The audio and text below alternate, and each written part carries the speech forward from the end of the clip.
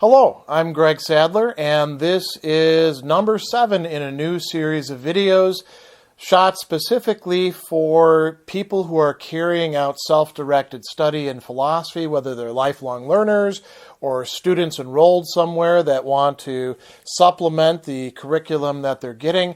And this one focuses on a rather broad spectrum. I'm not even sure you can call it a philosophical school as such, and that is early Christian philosophy. So we're talking about thinkers who identify as philosophers in a very broad sense, all the way up to the time, say, of Augustine of Hippo. I'll do a separate video about studying his works later on. So in this video, I'm going to give you some of the fruits of my experience in researching in this area and sometimes teaching a few of these thinkers and texts and doing some writing on them as well, and why it might be useful for you to study these people that you probably haven't actually heard of, most likely, and what the approaches that you might want to take would be. Now, just to get an idea of who we're talking about, when we're bringing up Christian philosophers, particularly early Christian philosophers, we're talking about people like Justin Martyr, like Clement of Alexandria. There's an entire Alexandrian school that also includes Origen and a number of his students and those inspired by him, Lactantius, Gregory of Nyssa, also probably Gregory of Nazian, Gregory Thaumaturgus. You'll notice there's a lot of Gregories in the history of Christian thought. Evagrius Ponticus, John Cassian. We might even include people who were in some respect anti-philosophical, but using some of the techniques and ideas of philosophy to attack other people or to defend the faith, like Tertullian or Tatian in his address to the Greeks. So if you haven't heard of these people, that's A-okay. I'm going to talk about who they were and why you might want to check them out. And we're going to go through a number of different things that hopefully will give you some impetus and some groundwork for studying early Christian philosophers.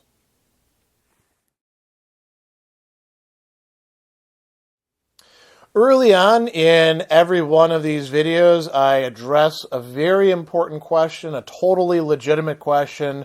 Why should I study this stuff? What am I going to get out of reading 2nd, 3rd, 4th, 5th century philosophers who might not even really qualify as philosophers in the modern sense, who were definitely influenced by Christianity and sometimes engaged in apologetics, people I've never heard of? Why should I study this stuff? And one of the answers that I'll come back to in the end is, if you actually do dig into them, you're going to find them incredibly interesting and eye-opening. But let's put that off for a second. Why else should you study these thinkers? So if you're interested in we might call it classic set of problems that comprise philosophy, and you like to get a broad spectrum of approaches to it. So what are we talking about here? Problems like, what is the nature of the universe? Is it created? Does it have an origin in time? What is time and space?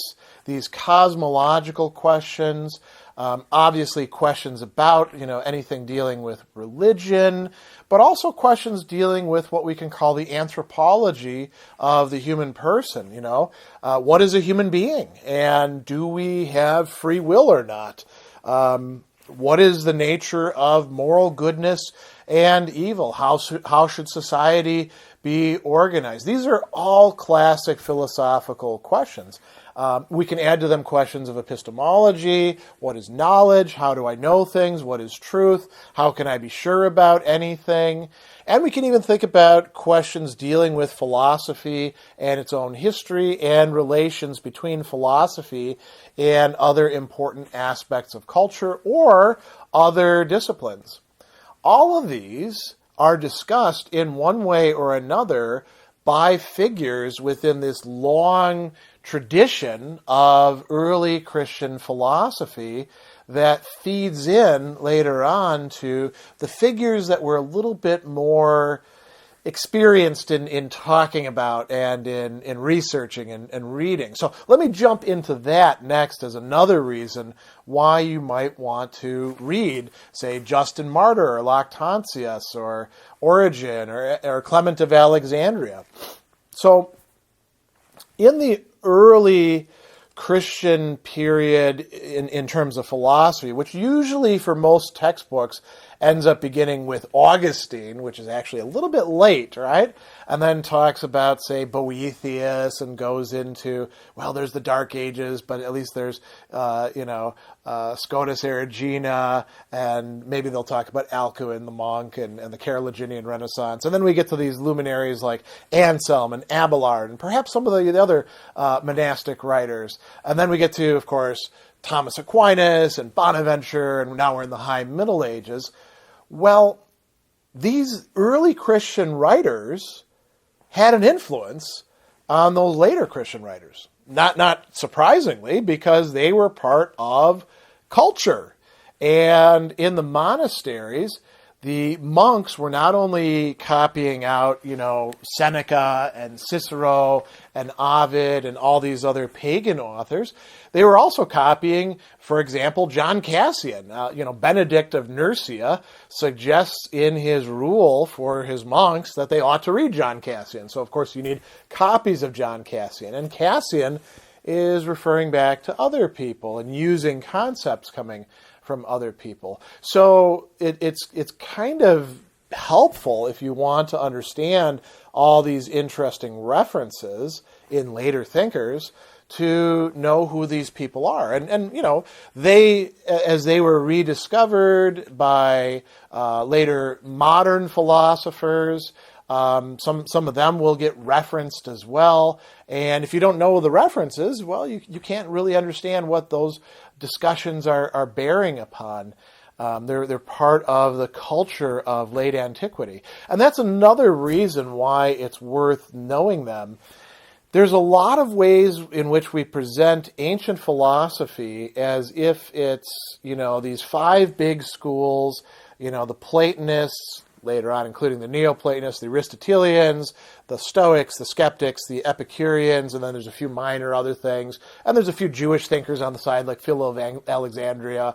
And then there's all these Christians that come a bit later, but they're doing a Christian thing, and it's their own shtick. And we create this totally artificial separation between Christian intellectual culture and pagan intellectual culture that is, like I said, totally artificial because they permeated each other at the time that they're developing, and they're engaging each other quite a bit. It just so happens that the Christians essentially won the field, but they still kept engaging with the pagan culture that they knew. And in the early first 300, 400 years, it was not a foregone conclusion. As a matter of fact, within Christianity, they were not just struggling intellectually with and sometimes for and against the pagans. They were also dealing with all sorts of non-Orthodox Christian views as well. So, we find one of the interesting philosophical documents is actually a disputation with Mani, the head of the Manichaeans that ended up becoming for a short time, a major religious movement within the Roman Empire and far outside of it as well. So by studying these thinkers, you get to fill in a lot of important gaps. And you can do this whether you're a religious believer or whatever denomination you might belong to, or whether you're, as secularist as you can possibly get. If you have an appreciation for the life of the mind and you are relatively free from bigotry, you will actually get a lot out of studying these people. So that leads me back to the question of interest. With every philosophical figure, one of the correct answers to, well, why should I study this person or this group of people, is because when you lend yourself to their works and ideas and spend the time to try to think, their perspectives out, you will find that there are things to them that are intrinsically and inherently interesting and worthwhile of study, even if you don't agree with it. You don't have to agree with people in philosophy to get a lot out of them. I disagree with Hume and Kant and Descartes, and I love reading them and studying them and teaching them. So if you're that kind of person, then studying these early, essentially 2nd to 5th century Christian philosophers will indeed be something valuable for you.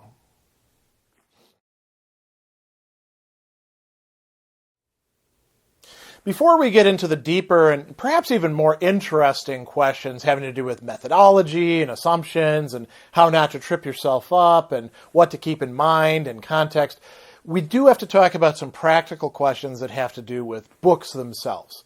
Now, there's a number of different thinkers that I've already mentioned, ranging from, Justin Martyr all the way to John Cassian, and you might say to yourself, where am I going to get these books? What translation should I be looking at?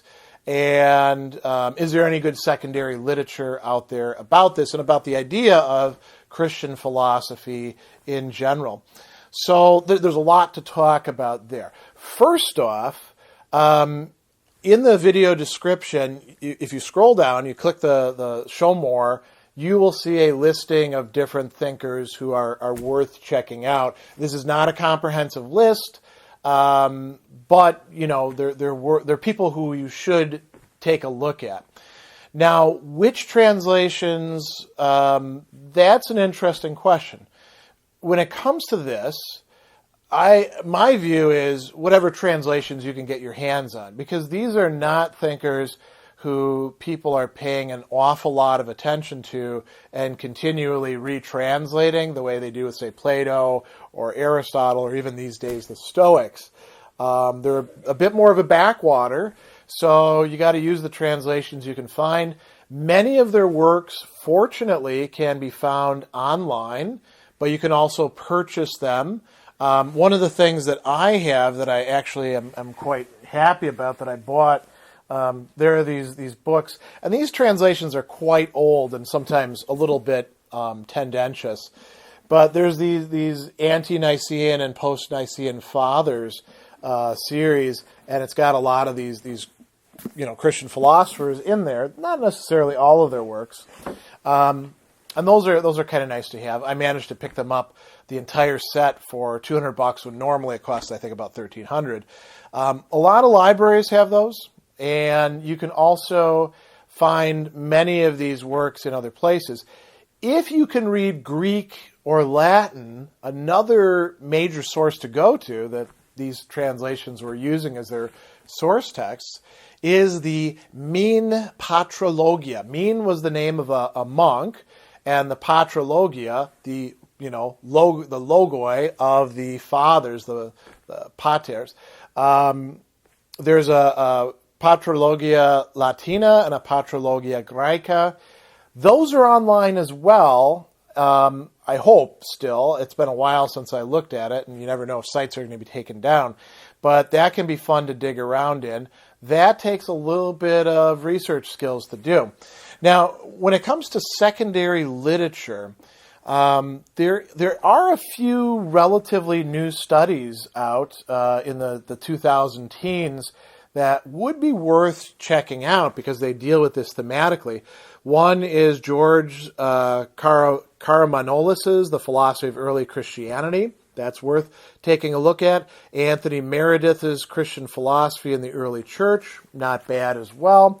I have a very short discussion of the topic in my Reason Fulfilled by Revelation, my 2011 work, but that's mostly focused about on the 1930s debate about Christian philosophy, so I don't hit on it too much.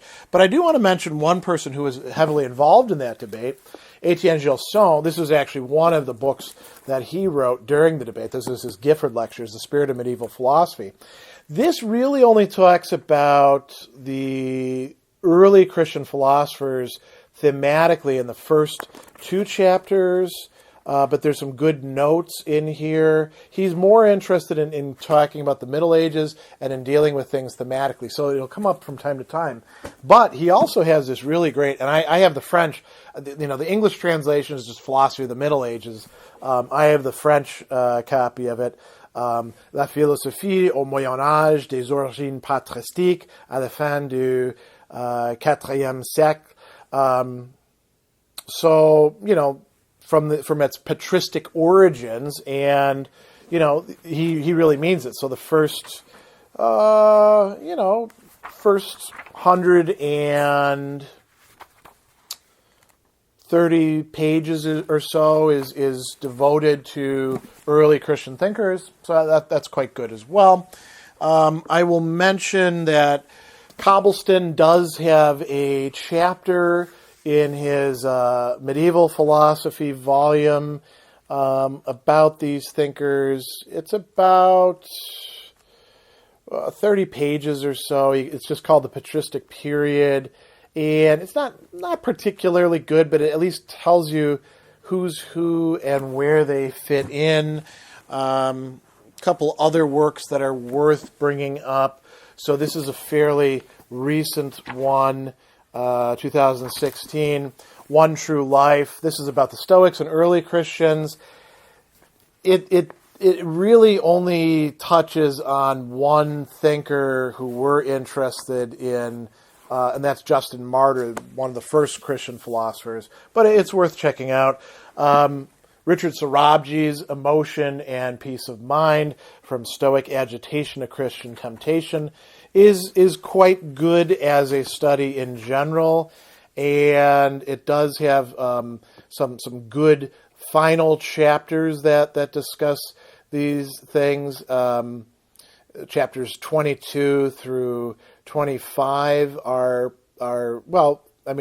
already it's getting into Augustine in 24, but you can get quite a bit of the moral philosophy and moral psychology from there. And then another work that I would, it doesn't talk about Christian philosophy very much, but I would recommend for getting an idea about the development of Christian moral conceptions is Wayne Meek's The Origins of Christian Morality, the first 2 centuries. Pretty good, it was kind of groundbreaking in its time. We're talking about the 90s. I think that quite a lot of it, holds up pretty well. So, those are some of the places that you might go, but there's really no substitute for actually reading the thinkers themselves and delving into these texts. So that's what we need to talk about next.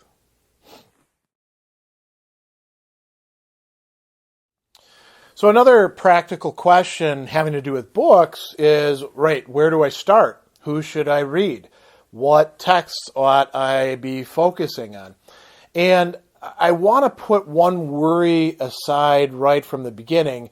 There's no right way to start with this.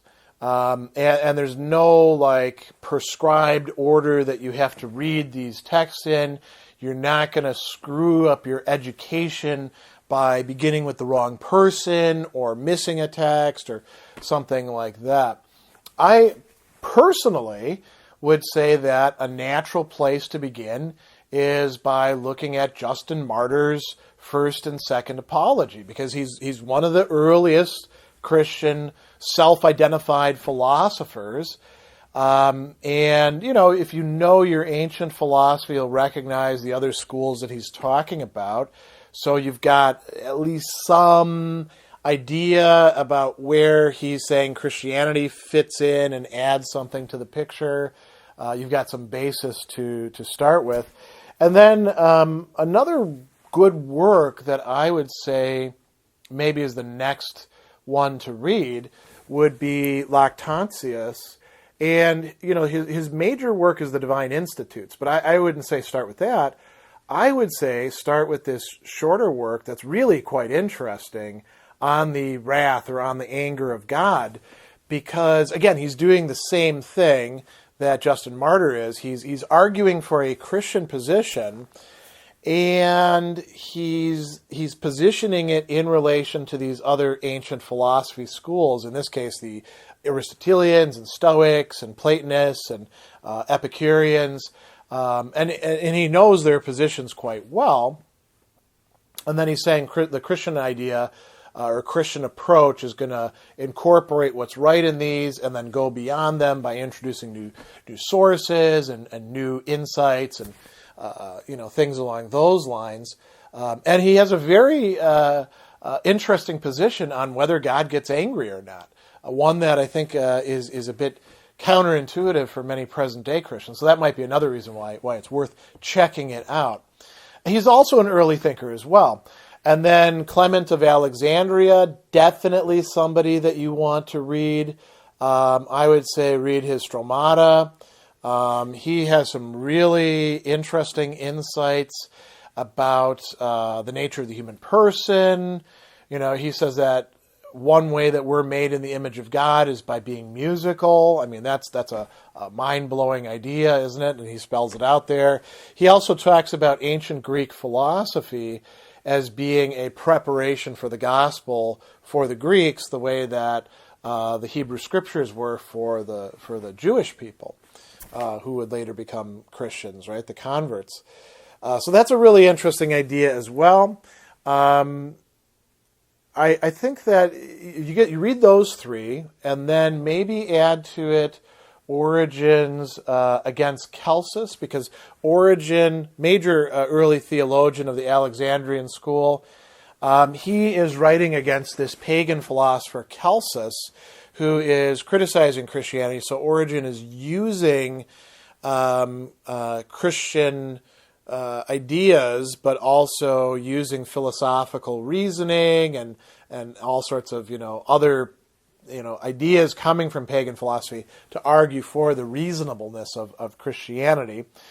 And then there's a few others that are worth checking out. Tatian has a really interesting argument or exhortation against the Greeks, in which he's trying to argue again for the superiority of Christianity against ancient Greek philosophy.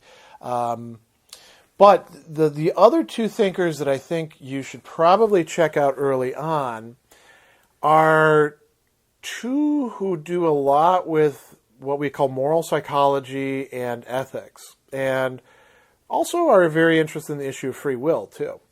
One of them is Evagrius of Ponticus, and he wrote a lot of books. So I would say if you have to pick one, his Practicos would be good. And then there's John Cassian, who I mentioned already. And he's got he's got three books, but there's two that are particularly germane, the Institutes and then the Conferences. The Conferences are his accounts of conferences with monastic fathers out in the desert. I would actually leave that for later. I would read the Institutes where he's talking about how to set up a monastery and what monastic life ought to look like. And the bulk of it is discussing something that Evagrius also discusses, the 8 capital vices, which become later the 7 deadly sins. And the insights that Cassian is displaying while assimilating ideas from monastic life and from ancient philosophy and Christian scripture and sort of working them all through, are pretty brilliant. He really adds a lot. So, I mean, that's also a good companion piece to Lactantius's on the anger of God, which talks a lot about human anger. So those are some good starting points, and they'll give you a nice flavor for what these thinkers are interested in and what they're talking about, what kind of approaches they take. There's a good bit of variety among those. I think I mentioned 6 different thinkers, maybe 7 with Tatian in there, right? So we got Justin, Lactantius, Origen, Evagrius, Cassian, Clement, and Tatian. That's 7, yeah. So between those 7 guys, I think you're getting a pretty good representative sample, and then you can decide if you want to go on further, and you'll have a good grounding as well. You have a good lay of the land, you might say, with reading those 7.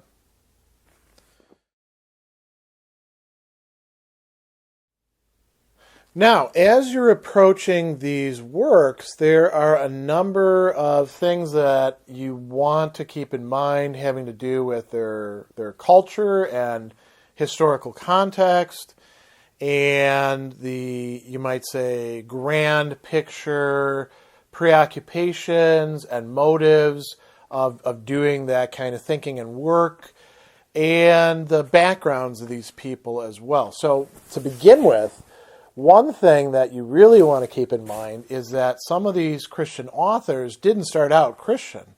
They actually started out, being interested in philosophy first, and then found themselves launching into Christianity, and they didn't leave the philosophy totally behind. I didn't bring up somebody like Jerome, who wavered between, the Bible and Cicero, and eventually said, I can't read Cicero anymore, because I'm much more attracted to the people who are less about, there's the faith in philosophy and put philosophy over here. I like the guys who are saying, well, Christianity brings a new kind of philosophy into the world, and we have to take what's good from the older philosophies and then reject the bad stuff. I think that's much more of an interesting project.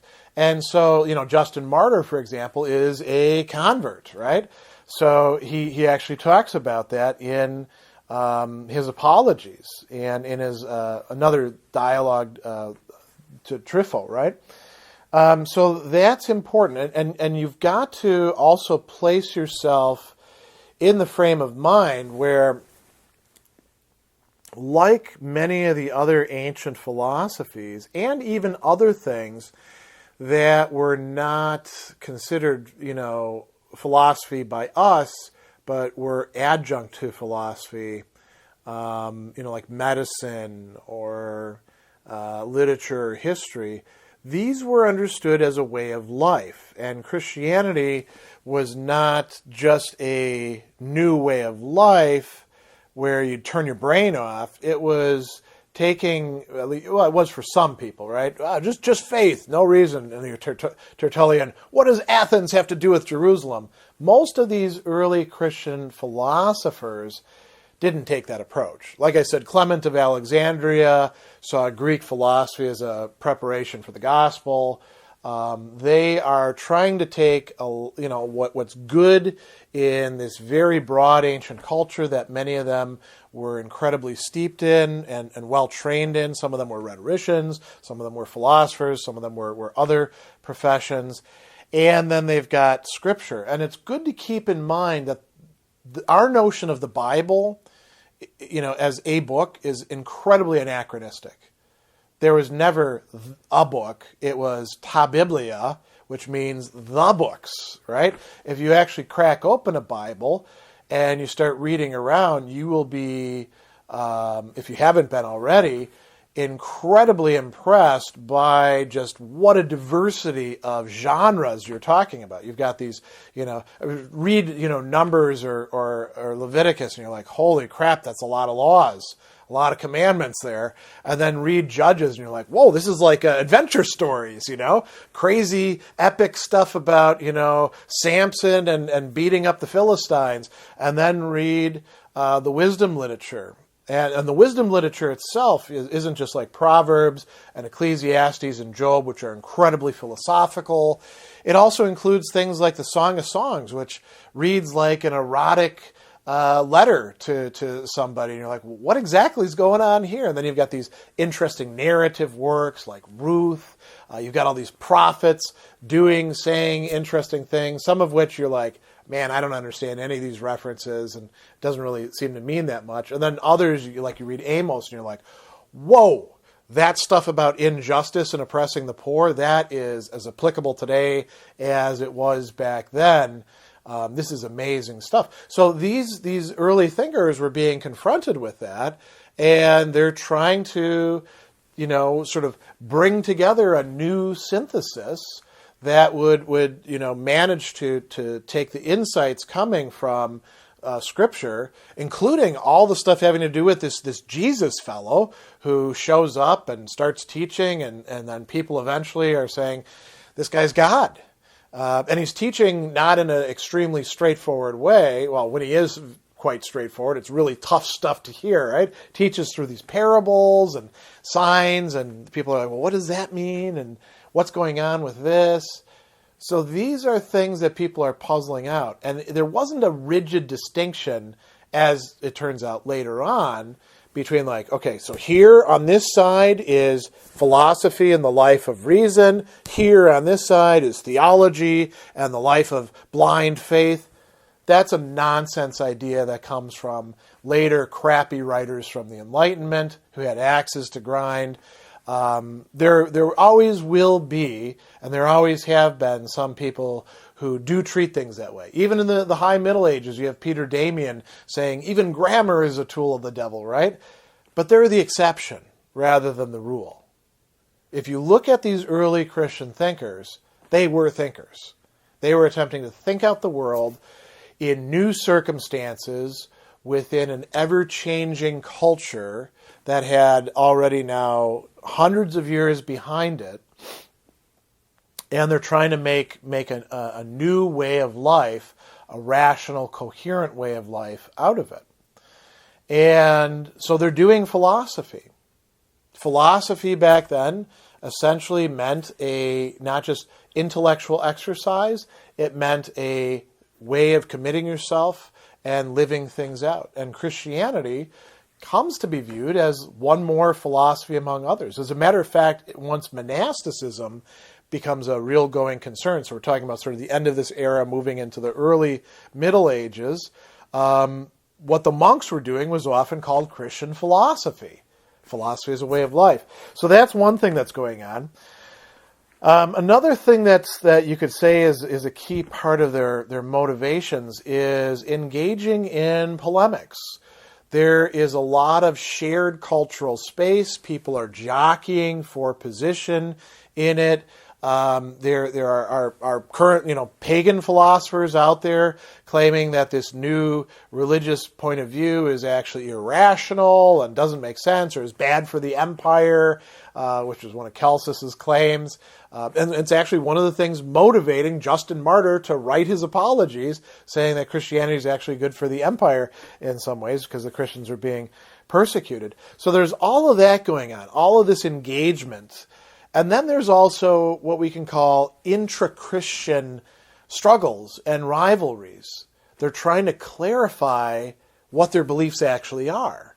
And so they get into arguments with each. Some of them will actually fall into what are considered heresies. We'll talk about that word in just a minute. Like, for example, Tertullian.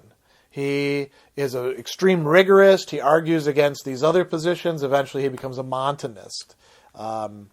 Now, a heresy, nowadays, we look at this word heresy and we're like, oh, yeah, that's something Christians use or religious people use to oppress other people. Heresis originally means choice, and it means a choice of a particular way of life. So, it was used to describe philosophical schools. It's also used to describe religious communities, like that of the Manichaeans, or that of the Montanists, or that of the Arians. All of these are hereses, choices, commitments, ways of living.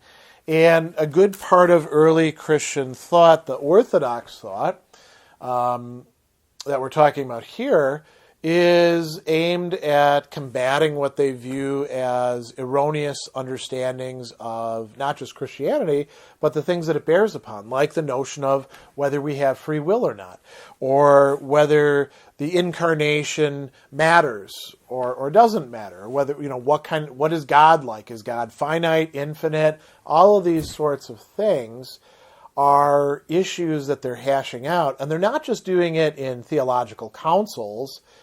They're doing it in philosophical works as well. Like, one of the key things that I really find fascinating about this time period is they are trying to hash out the notion of free will and what it means.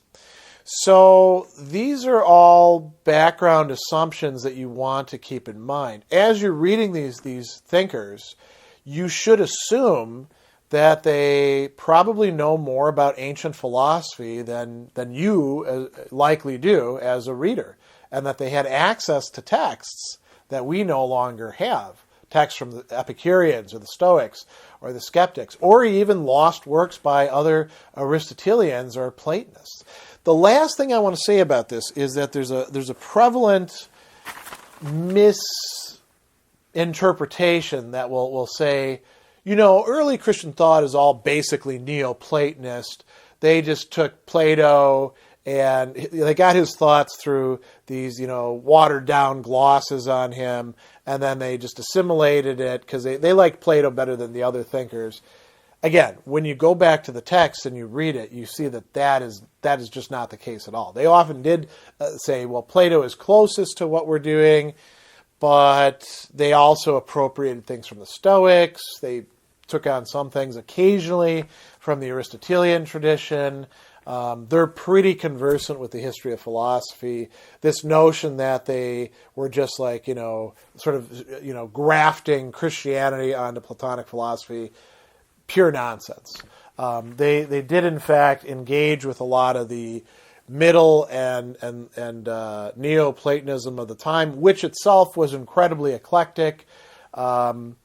So it's you have to have sort of a more realistic view on what's going on, and in order to do that, you've got to go to the texts. There's no way around that, and you've got to approach them with fairly unblinkered eyes. So you don't want to rely too much on somebody else's history of ideas, because that'll give you preconceptions that will make it harder for you to appreciate what's actually in front of you.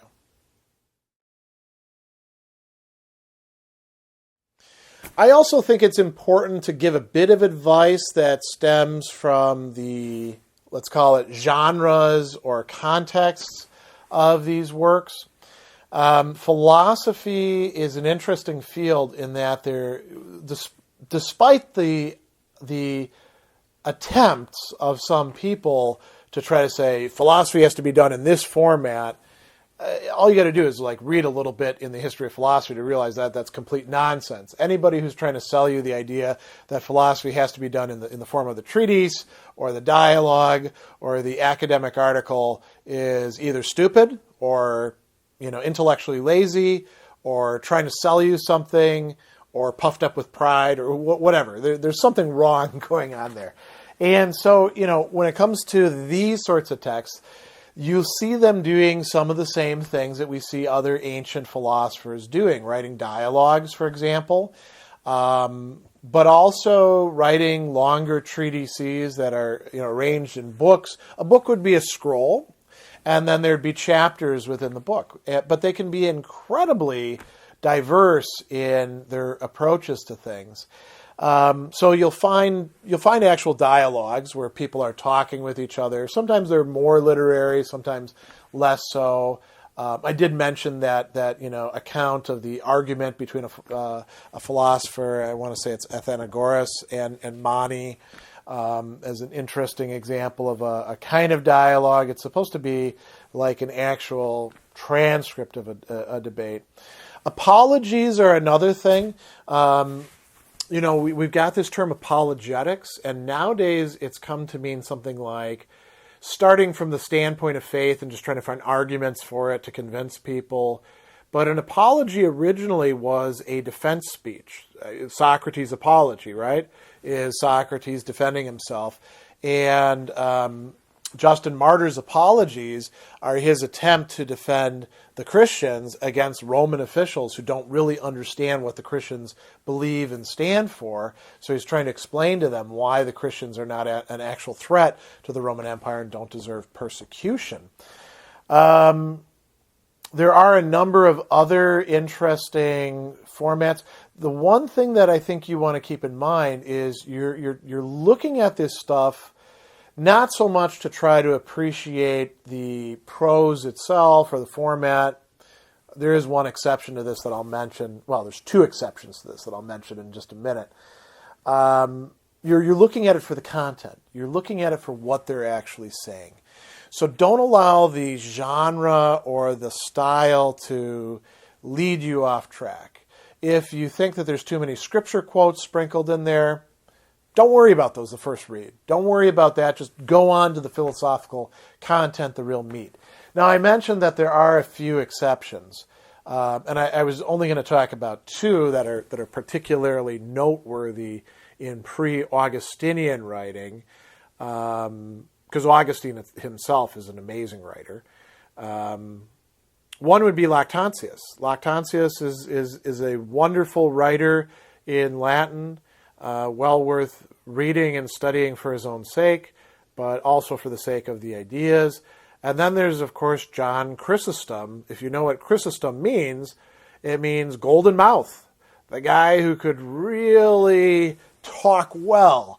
And so, you can imagine the stuff that he says is quite good stylistically. So, reading them can be quite nice. I really enjoy Clement of Alexandria. John Cassian is doing another sort of thing. He's got those conferences, as I mentioned, with the various abbots and monks. And then he's got the institutes where he's laying out sort of a blueprint for what a monastery ought to look like and how they ought to structure their days, and then what are the capital vices that cause us all these troubles. So, the long and short of it is for you look at the format or the genre of the work and try not to allow your preconceptions about what a philosophical work ought to look like keep you from getting into it. And, when there's good style, appreciate that.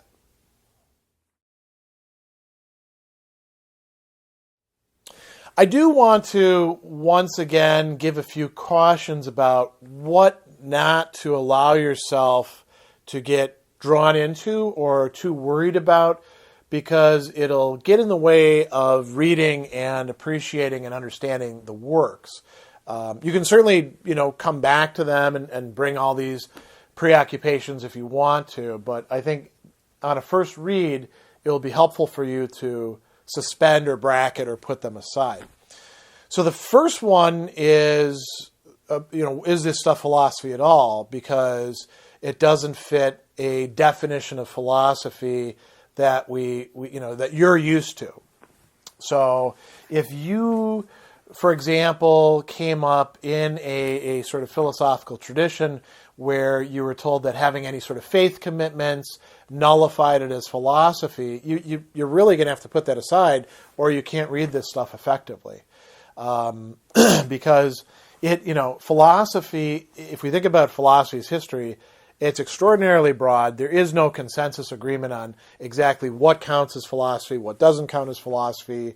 And the very notion of drawing a dividing line between philosophy and theology, or philosophy and faith, or philosophy and religion, that is a later concept that comes about in the Middle Ages. And it's essentially a theological position itself. Or if it's a philosophical position, it's a pretty weird one. It's become quite popular as philosophy became more and more secularized in the modern period.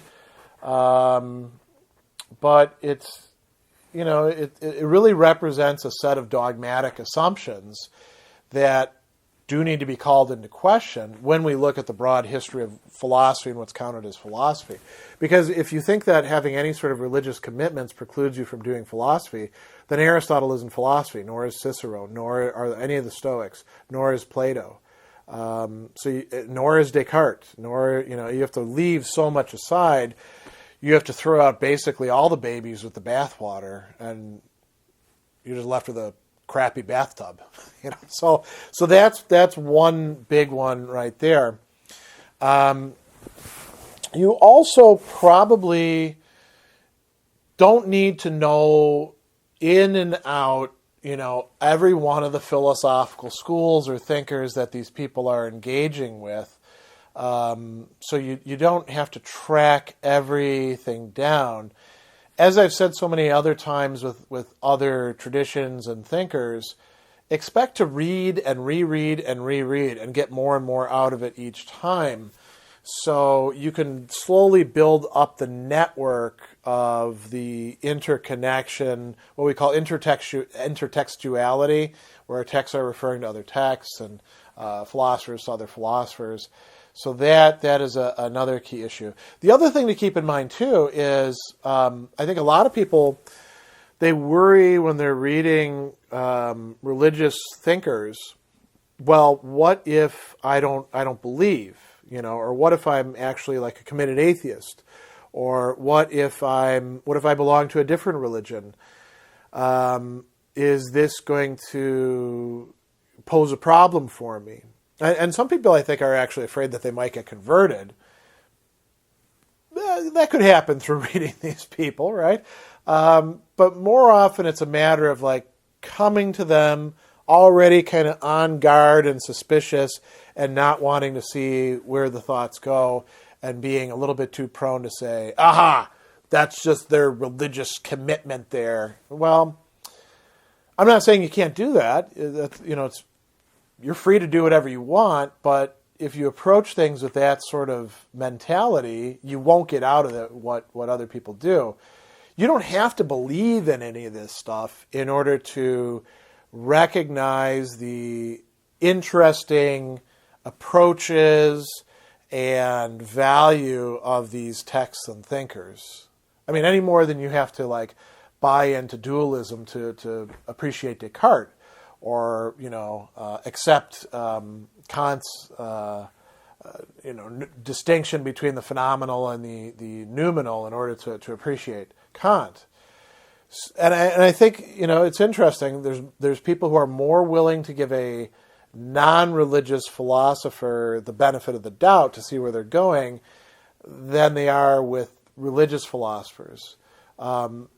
Like I said, you could get converted by this, but it's probably rather rare that happens.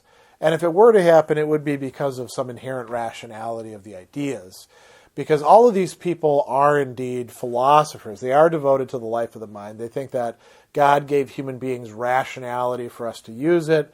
They're not Bible thumpers just trying to convert anybody. They want, and this is what drew them into Christianity and Christian philosophy in particular, they want a fully developed life of the mind. So when you're approaching these texts, you want to approach them with a kind of spirit of openness. Doesn't mean that you have to accept everything, but you want to try to understand. That's the key thing.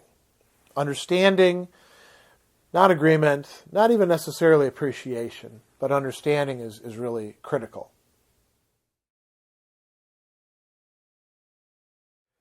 So I do have a few final words and final thoughts to impart to you, and one of them is I myself personally really do enjoy reading a lot of these thinkers, some more than others, admittedly, and seeing how developed the conceptions they had were and how interconnected their work was with ancient philosophy and ancient culture as a whole. I always find that just fascinating, and perhaps you will as well. It'll fill in gaps. It'll show you a very interesting picture of humanity, that they were probably, in many respects, at least on an intellectual level, as smart in the 2nd century to the 5th century as we are today, and just as curious about fundamental questions. They of course didn't have the entire basis that we have to work with, but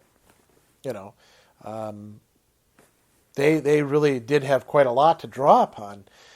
And I think that if you do lend yourself to these thinkers and texts in the right frame of mind, you will find it quite rewarding to study them. And as I pointed out earlier, a lot of sort of blind spots or gaps that you didn't even realize were there in the history of ideas will get filled in. The last thing I'll say too is there's many more Christian thinkers that can qualify as philosophers or who are engaging with philosophy in some explicit way, often using the term philosophy, than I've discussed here. So this is just sort of scratching the surface, but I'm hoping that the people that I've talked about, I think they're acknowledged as being pretty central and being the representatives of Christian philosophy, early Christian philosophy.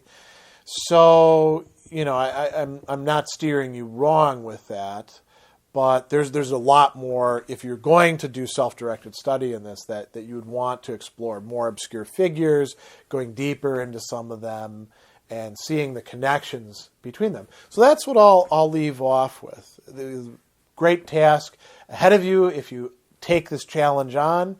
If not, there's plenty of other thinkers to study as well.